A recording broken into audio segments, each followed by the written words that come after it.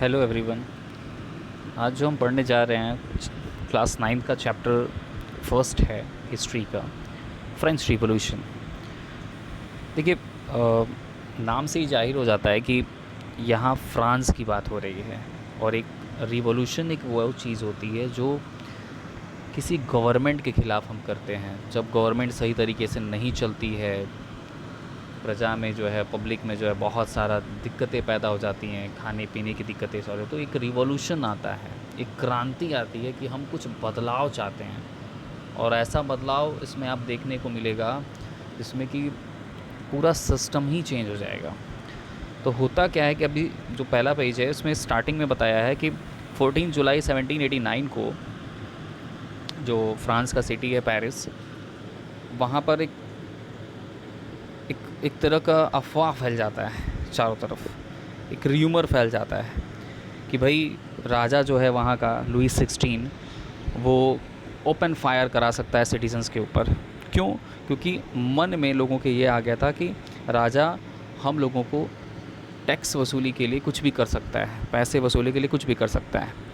तो जब इस तरह की चीज़ें होने लगी, र्यूमर फैलने लगा, तो 7000 मैन, याद रखिएगा 7000 मैन और वुमेन, यानी मिल करके, दोनों मेल और फीमेल दोनों मिल करके एक जगह इकट्ठा होते हैं टाउन हॉल में। वहाँ का एक एरिया रहता है टाउन हॉल, ठीक है।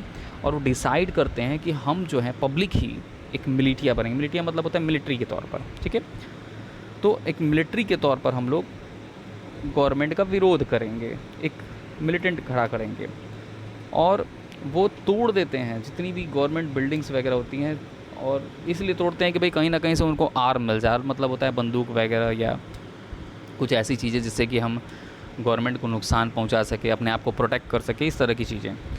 तो फाइनली क्या होता है कि सैकड़ों लोग जो है मार्च करने लगते हैं सिटी के ईस्ट पार्ट में, ठीक है, ईस्टर्न पार्ट में। और वहाँ पे चूँकि अब आपको पता ही, पहले के समय में किले वगैरह बहुत होते थे, तो वो चाहते थे कि उस किले को भी तोड़ा जाए ताकि गवर्नमेंट को हम दिखा सकते कि हमारे अंदर क्या है। तो वहाँ का एक प्रिज़न था जो किले से बना हुआ था, वो बास्टाइल के नाम से फेमस था, ठीक है। और वो इतना बदनाम इलाका था कि पब्लिक एकदम लगातार इस चीज़ के ख़िलाफ़ रहती थी, इस किले को तोड़ना चाहती ही थी। इनको मौका मिल चुका था, ये लोग इकट्ठा हुए और जहाँ से जिसको जो मिला वो तोड़ फोड़ करना स्टार्ट कर दिए। तो यहाँ ये भी बताने की कोशिश कर रहा है कि उन्होंने बास्टाइल के अंदर एंट्री करके और कमांडर को वहाँ मार दिया और प्रिजनर रिलीज़ करने की कोशिश की, जो भी अंदर कैदी वगैरह थे। क्योंकि देखिए, कैदी जो भी राजा करता था वो अपने हिसाब से करता था, इसमें कोई ज़रूरी नहीं था कि हाँ वो क्रिमिनल ही हो। उनको लगता था कि हाँ राजा के ख़िलाफ़ कोई बोल रहा है तो बस उसको सीधे अंदर डाल दो, इस तरह की मानसिकता हुआ करती थी। तो जो बास्टाइल था एक तरह से लोगों के लिए हेट वाला एरिया होता था। क्यों? क्योंकि तानाशाही चलती थी राजा की, लुईस 16 की तानाशाही चलती थी। उसके पहले भी लुईस 15 थे, लुईस 14 थे, ये लोग की तानाशाही चलती थी। अपने मन का काम करते थे, पब्लिक की सुनती नहीं थे, सिर्फ अपना राजशाही में जीवन जीते थे।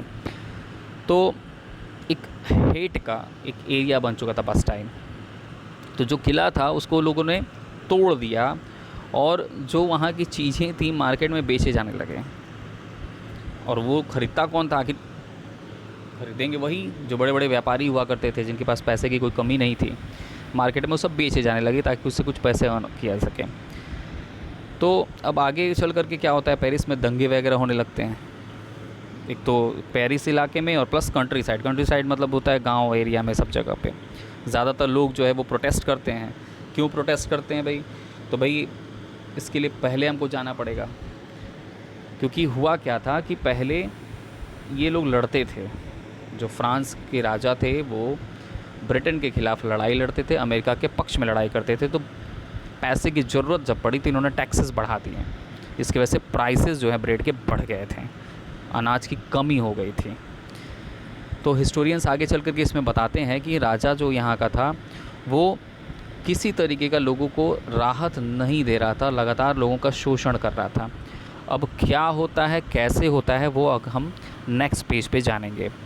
यहाँ देखिए पिक्चर एक दिया हुआ है किले का, ठीक है। देखिए किस तरीके से ये लोग तोड़ रहे हैं, कोशिश कर रहे हैं कि ये चीज़ें इनको मिल सके, है कि नहीं।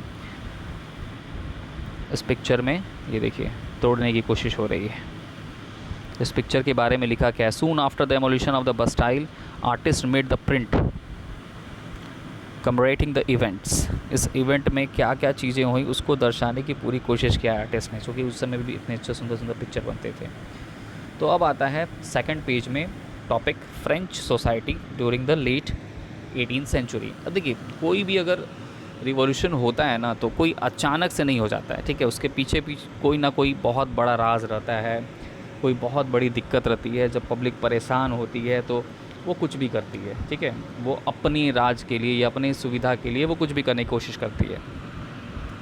तो इसमें बता रहा है कि 1774 को क्या होता है, लुईस 16 जो कि एक बर्बन फैमिली से, बर्बन बिस्कुट आपने खाया होगा, बर्बन फैमिली से बिलोंग करते थे और वो उस समय राजा चुने गए थे। वो जस्ट 20 ईयर्स ओल्ड थे, ठीक है। और उनकी शादी जो है वो ऑस्ट्रियन प्रिंसेस मैरी एंटोनेटे से हो जाता है। याद रखिएगा, ऑस्ट्रिया उसके नेबर कंट्री में आता है, ठीक है। जस्ट नेबर नहीं, थोड़ा सा डिस्टेंस पे। तो जब इनको मिल जाता है, राजा गद्दी मिलती है, तो उसके पहले ही जो है पूरा ट्रेजर खाली रहता है, जो पूरा ख़जाना रहता है वो खाली रहता है, पैसा फ्रांस के पास नहीं रहता है। क्यों? क्योंकि उसका रीज़न देखिए यहाँ साफ साफ लिखा है, लॉन्ग ईयर ऑफ वॉर, क्योंकि लंबे समय तक वॉर हुआ रहता है, जिसकी वजह से फाइनेंशियल जो रिसोर्सेज थे फ्रांस के वो सभी के सभी ड्रेन हो गए होते हैं, ख़त्म हो गए होते हैं। क्यों? इस वॉर में, क्योंकि कहीं भी लड़ाई होती है ना, देखिए अभी हमारे यहाँ रशिया और यूक्रेन का भी लड़ाई चल रहा है या अदर कंट्री के बीच में भी लड़ाई चलती है, तो कहीं ना कहीं फाइनेंशियली बहुत सफ़र करना पड़ता है, आम इंसान को भी सफ़र करना पड़ता है। अभी हमारे भारत देश में तो बहुत अच्छी स्थिति है कि भाई किसी से हम लोग लड़ नहीं रहे हैं। तो लड़ने पर क्या होता है, टैक्स पेयर के टैक्सेस बढ़ते जाते हैं, आम इंसान अलग परेशान होता है, अनाज के रेट बढ़ते जाते हैं, तो फाइनेंशियल क्राइसिस होने लगते हैं। और इसके बाद क्या होता है कि अब चूँकि एक वर्साइल एक ऐसा महल है, पैलेस है, जिसके मेंटेनेंस का खर्च भी बहुत ज़्यादा है। लुईस 16 जो है वो वहीं रहते थे, ठीक है। तो इसमें बता रहा है क्या कि लुईस 16 जो है वो, जो फ्रांस के थे, वो मदद कर रहे थे 13 अमेरिकन कॉलोनीज़ को। क्यों? ताकि वो गेन कर सकें। किस तरह का गेन? तो जो उनकी कॉमन एनिमी थी। कॉमन एनिमी मतलब क्या?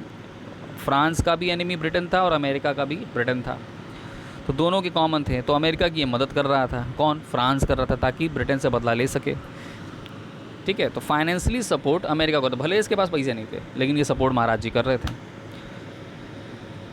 तो लगभग दिखा रहा है इसमें क्या कि जो वॉर है वो लगभग 1 बिलियन लीवर, जो उस समय का कॉस्ट होता था, पैसे होते चलते थे फ्रांस का, उसका कर्ज बढ़ गया था। 1 बिलियन लीवर टू बी डेप्ट that already risen to more than 2 billion livre. अब सोचिए, 1 बिलियन से बढ़ा करके 2 बिलियन कर दिया। जो उधार देते थे उनके और ज़्यादा ब्याज दर बढ़ रहे थे। और देखिए रेट क्या दिया हुआ, 10%। आपसे क्वेश्चन पूछा जाएगा कि रेट क्या है इंटरेस्ट का, तो 10% है। जो फ्रांस की गवर्नमेंट है वो स्पेंड करती है, सारा खर्च कर रही थी, और वो उनका बजट जो है बढ़ते जा रहा था, और वो लगातार इंटरेस्ट को पेमेंट करते जा रही थी। तो एक्सपेंसेस वहीं के वहीं, वर्साइल में से लेकर के हर जगह रनिंग गवर्नमेंट अगर चला रही है तो यूनिवर्सिटी चला रही है, तो लोगों को शिक्षा दे रही है, तो जगह जगह खर्च थे।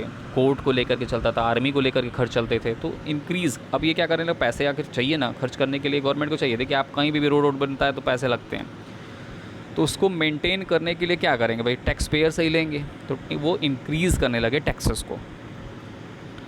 अब भाई एक समय तक सब चीज़ें ठीक लगती है, अगर जनता के पास पैसे आ रहे हैं तब तक तो ठीक है, और नहीं आ रहे हैं तो फिर वो दिक्कत करेगा। तो जो फ्रेंच सोसाइटी 18th सेंचुरी में, वो सबसे बड़ी दिक्कत ये पैदा थी कि सभी लोग टैक्स पे नहीं करते थे।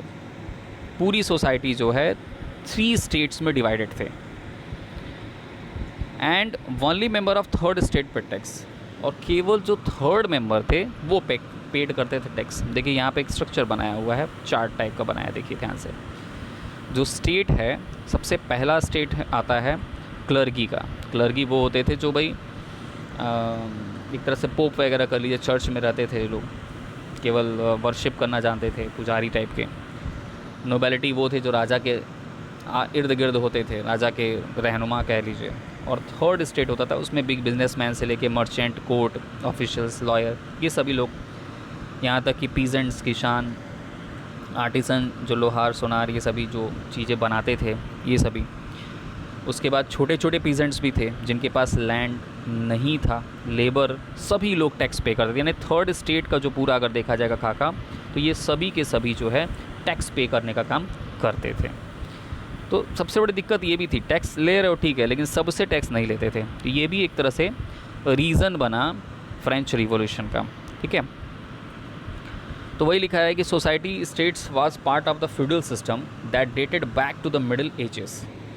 जो यहाँ पे सिस्टम चल रहा था वो बहुत पहले के चल रहा था, फ्यूडल सिस्टम चलता था। फ्यूडल सिस्टम मतलब क्या कि भाई ज़मीन ज़्यादा जो भी होती थी ये अब फर्स्ट और सेकंड वाले के पास होते थे, स्टेट के पास, थर्ड वाले स्टेट के पास नहीं होते थे। थर्ड स्टेट वाले बेचारे इनके अंदर काम करते थे फर्स्ट और सेकंड वाले से, थर्ड वाले, ठीक है।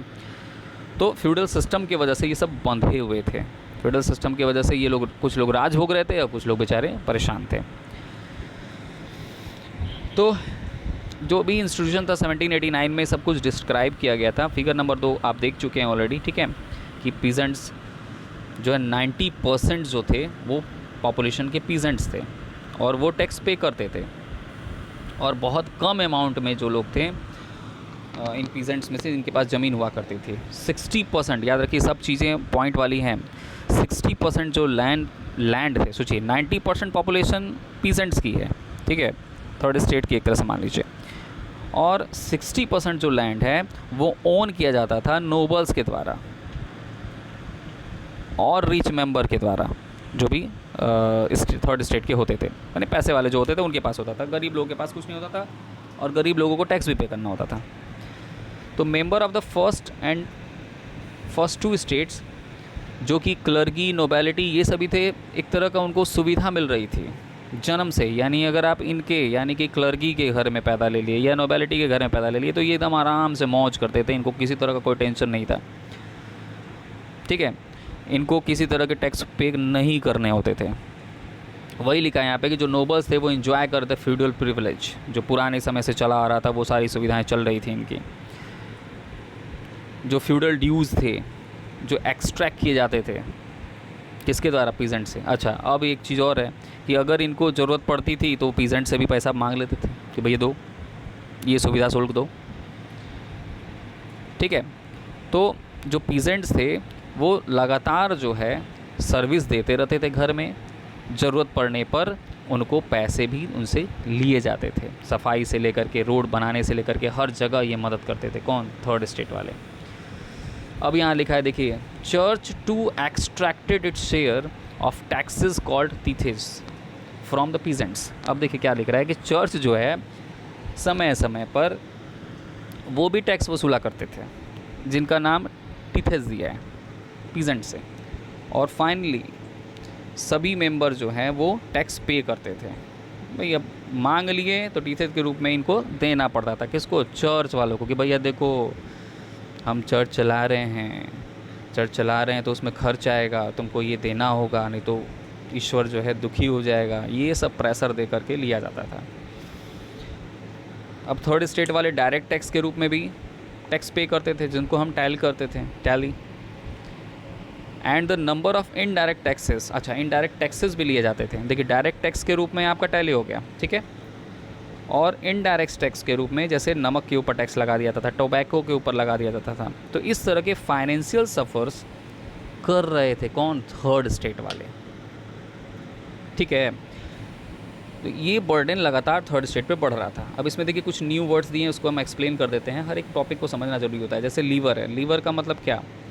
उस समय में 1794 में के बाद से ये करेंसी बंद हो गई थी, उसके पहले ये करेंसी चलती थी, लीवर के रूप में कहा जाता था, ठीक है।